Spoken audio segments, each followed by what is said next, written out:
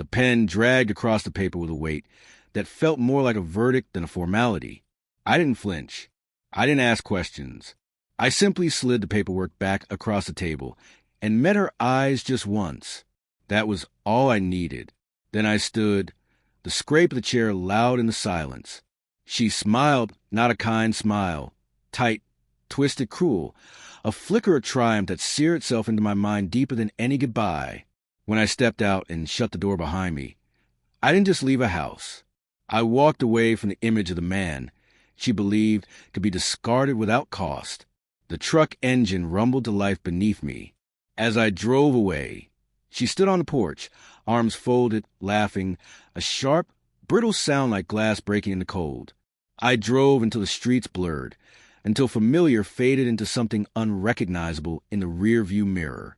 I never turned back.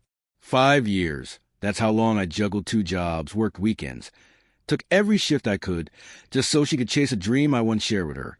Nursing school, clinicals, exams. I was the one brewing coffee at midnight, holding her while she wept, telling her she was capable when she doubted everything. But in the end, I was only a rung on the ladder, and once she reached the top, she didn't hesitate to knock it over. I vanished, changed my name, cashed out everything, and handed her the keys to a home I had poured my soul into. The day the last deposit cleared, I erased myself. Years passed. I kept to myself, rebuilt from scratch in a quiet town where no one knew what I had lost. I grew stronger, body and mind. I studied, worked, evolved. I stayed in the shadows and watched her shine online. The cars, the vacations, the shallow smiles and designer lives. A new man on her arm in just 6 months. I said nothing. I waited. Then, 10 years later, the silence broke. A no number, straight to voicemail. Again, then again. When I finally muted the phone, it had 169 missed calls. I knew the sound of desperation without pressing play, panic, regret, fear. Somehow, she had found me. That night, I sat by the window with a glass of whiskey and watched the stars disappear behind clouds. I thought about calling her back. I didn't. Not yet. This wasn't going to be emotional. It would be clean, precise. The next morning, I opened my laptop and started tracing her life, thread by thread. It was easier than I expected. Her new husband, a mortgage broker with questionable ethics. Their house, a grand facade they couldn't afford. Her job, a reputable hospital backed by donors she kept far too close. I took my time. 6 months. Quiet tips to the IRS about shady deals. Anonymous messages to her hospital board about her personal ties to certain pharmaceutical reps.